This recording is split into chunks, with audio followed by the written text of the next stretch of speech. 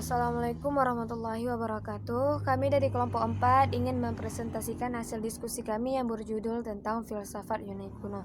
Sebelumnya saya akan menjelaskan sedikit tentang bangsa Yunani kuno. Jadi, bangsa Yunani kuno itu adalah bisa dibilang bangsa paling inovatif pada masanya. Kenapa demikian? Karena dari bangsa Yunani tersebut banyak sekali melahirkan ilmuwan-ilmuwan terkenal seperti Plato, Aristoteles, Pythagoras, dan lain sebagainya. Jadi, filsafat Yunani kuno ini muncul pada abad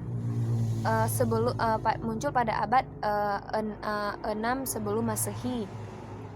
Jadi sering terjadi persoalan-persoalan tentang filsafat ini karena kenapa? Karena filsafat Yunani kuno ini hanya dapat dipahami jika dilihat dari segi sejarahnya seperti itu.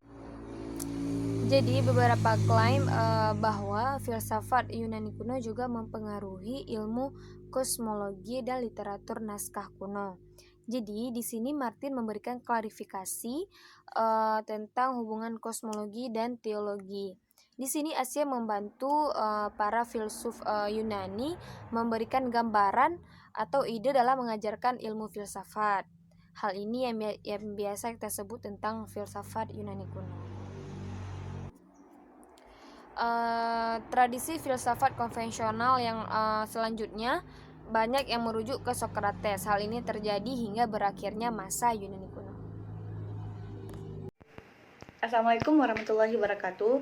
Nama saya Sira Faramli. Saya akan menjelaskan tentang sejarah filsafat Yunani. Nah, lahirnya filsafat Yunani diperkirakan pada tahun 6 sebelum Masehi, pada abad 6 sebelum Masehi. Dan mereka mempercayai bahwasanya sumber-sumber yang mereka dapatkan itu dari mitos dan dongeng-dongeng. Nah, artinya suatu kebenaran yang berasal dari akal pikiran atau logis itu tidak diterima oleh bangsa Yunani pada saat itu. Nah, yang hanya berlaku adalah sumber-sumber atau kebenaran yang berasal dari mitos dan dongeng-dongeng. Dan setelah abad 6 sebelum Masehi itu muncullah salah satu seorang ahli pikir yang mana mereka mencetuskan bahwasanya bagaimana sih adanya alam semesta ini. Mereka bertanya-tanya tentang hal tersebut dan mereka tidak mau jawabannya tersebut dari mitos atau dongeng-dongeng, harus berasal dari pemikiran rakyat atau bangsa Yunani kuno. Nah, pada saat itulah muncullah keajaiban yang bernama The Greek Miracle, yang artinya dapat dijadikan sebagai landasan peradaban dunia. Kenapa dibilang begitu? Karena munculnya seorang ahli pikir, sejumlah ahli pikir merubah mereka untuk menentang mitos dan dongeng-dongeng, menentang mereka akan itu dan menjadikan mereka sebagai ahli pikir dan membuat mereka itu bisa mencetuskan pendapat-pendapat mereka dari pemikiran yang mereka ketahui, seperti itu. Nah, teman-teman harus ketahui bahwasanya di filsafat Yunani mereka mencetuskan istilah bahwasanya pelaku filsafat adalah akal dan musuhnya adalah hati. Pertentangan antara akal dan hati itulah pada dasarnya ini semua isi sejarah filsafat. Memang pusat kendali kehidupan manusia itu terletak di 3 tempat, yaitu indera, akal, dan hati. Akan tetapi akal dan hatilah yang paling dominan dari pelakuan manusia. Yang dimaksud dengan akal di sini ialah akal yang berasal dari logis, yaitu yang bertempat di kepala, ya kan? Karena untuk berpikir, logis itu artinya berpikir. Nah, atau logos itu ilmu yang berasal dari pemikiran. Nah, sedangkan hati adalah rasa, yang mana kita ketahui hati itu berada di dada. Makanya akal itu yang menghasilkan pengetahuan logis yang disebut sebagai filsafat. Sedangkan hati pada dasarnya menghasilkan pengetahuan suprologis yang disebut pengetahuan mistik Nah, teman-teman, ada beberapa faktor nih yang sudah mendahului dan seakan-akan mempersiapkan lahirnya filsafat Yunani. Sebelum filsafat Yunani muncul gitu, dilahirkan, kan perkiraannya pada abad ke-6 sebelum Masehi. Nah, sebelum itu mereka mencetuskan beberapa faktor sebelum lahirnya filsafat Yunani ini. Ada 3, teman-teman. Yang pertama, pada bangsa Yunani seperti pada bangsa-bangsa sekitarnya terdapat suatu mitologis yang kaya serta luas. Mitologi ini dapat dianggap sebagai perintah yang mendahului filsafat. Nah, mereka sudah memberi jawaban atas pertanyaan yang hidup dalam hati manusia. Mereka sudah mendahulukan pertanyaan-pertanyaan ini sebelum adanya manusia seperti itu. Yang mana pertanyaannya itu dari mana kejadian lahirnya alam semesta ini, kejadian alam semesta ini, dan lain sebagainya. Dan faktor yang kedua adalah karya sastra Yunani yang dapat dianggap sebagai pendorong kelahiran filsafat Yunani, yaitu 2 karya puisi Homerus yang berjudul Ilias dan Odessa. Syair-syair dalam karya tersebut sudah lama digunakan sebagai macam buku pendidikan untuk orang Yunani. Nah, sebelum adanya orang Yunani ini, mereka sudah mencetuskan beberapa puisi dan sastra dan sekarang digunakan oleh bangsa Yunani. Yang ketiga adalah pengaruh ilmu-ilmu pengetahuan yang berasal dari Mesir, Babilonia itu, di lembaga sungai Nil. Kemudian berkat kemampuan dan kecakapan ilmu-ilmu tersebut dikembangkan sehingga mereka mempelajarinya tidak didasarkan pada aspek praktis saja, tetapi juga aspek teoritis kreatif. Nah, seperti itu. Nah, pada abad 6 sebelum Masehi mulai berkembang suatu pendekatan yang sama sekali berlainan. Nah, sejak saat itu orang mulai mencari jawaban rasional yang berasal dari pemikiran, akal, logos, tentang berbagai problem yang diajukan, yang akan mengganti mitos atau dongeng-dongeng tersebut. Dengan demikian itulah filsafat dilahirkan. Begitu, teman-teman.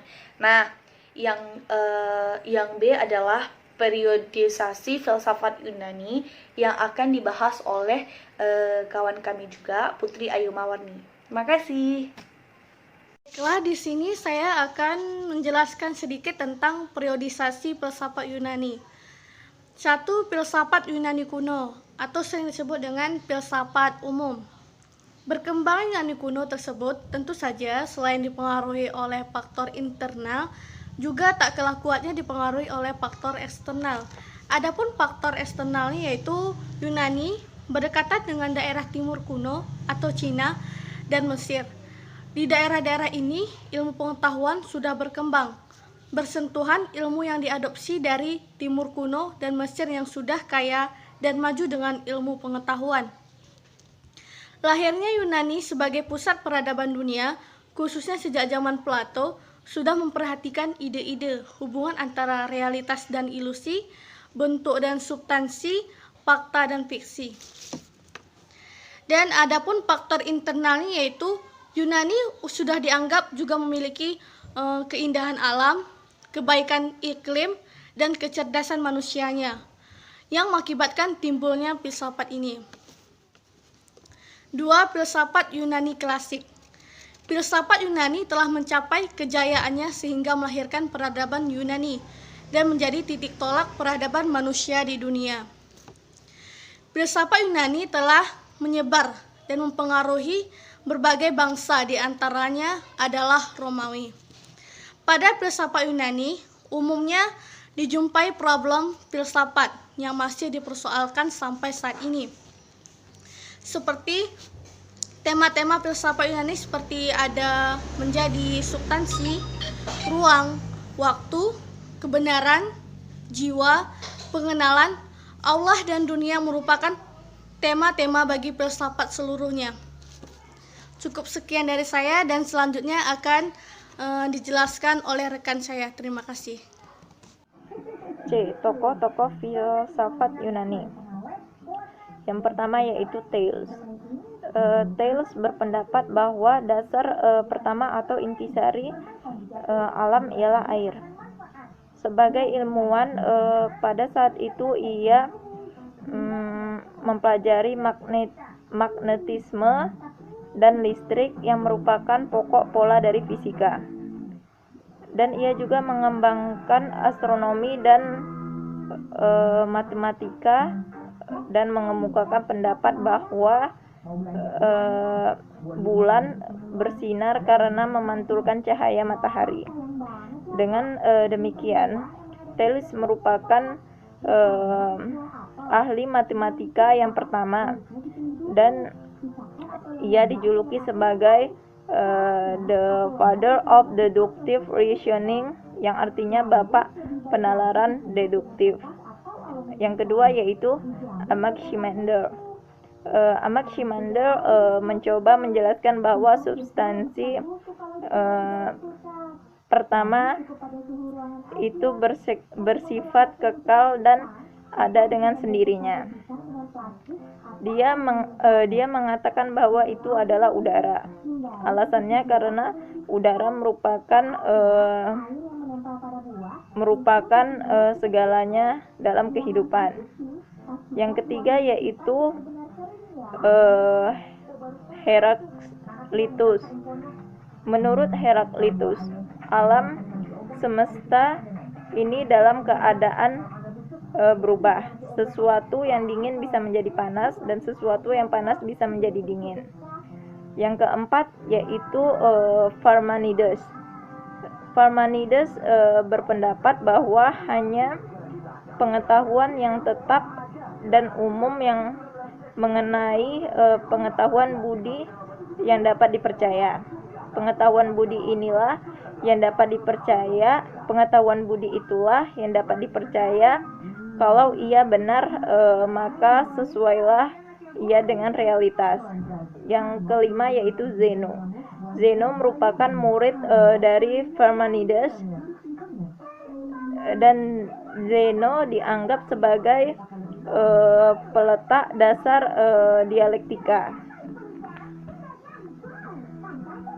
Menurut Aristoteles, Zeno lah yang menemukan dialektika, yaitu suatu argumentasi yang bertitik tolak dari suatu pengandaian ayat hipotesa, dan dari hipotesa tersebut ditarik suatu kesimpulan yang bertitik tolak dari suatu pengandaian ayat hipotesa, dan dari hipotesa tersebut ditarik suatu kesimpulan. Nah teman-teman, sekarang saya akan memberikan kesimpulan dari makalah kami pada hari ini, yaitu filsafat Yunani kuno. Kesimpulannya adalah, filsafat dan agama merupakan kekuatan yang mewarnai dunia, mulai kelihatan kebenarannya pada zaman Yunani. Filsafat pada dasarnya adalah akal, agama pada pokoknya adalah iman, hati, dan rasa. Oleh karena itu, wajarlah bila perkembangan budaya selalu dilatar belakangi oleh pertentangan antara akal dan hati, antara rasio dan iman, antara filsafat dan agama. Hal ini sudah dapat terlihat sejak zaman Yunani kuno. Terbukti para tokoh filsafat seperti tokoh Thales dan kawan-kawan mulai mendominasi hidup dengan akal, tetapi juga menggunakan hati dan iman. Seperti itu teman-teman. Mohon maaf jika ada kekurangan dan kesalahan, karena kami juga masih dalam proses pembelajaran. Wabillahi taufiq wal hidayah. Assalamualaikum warahmatullahi wabarakatuh.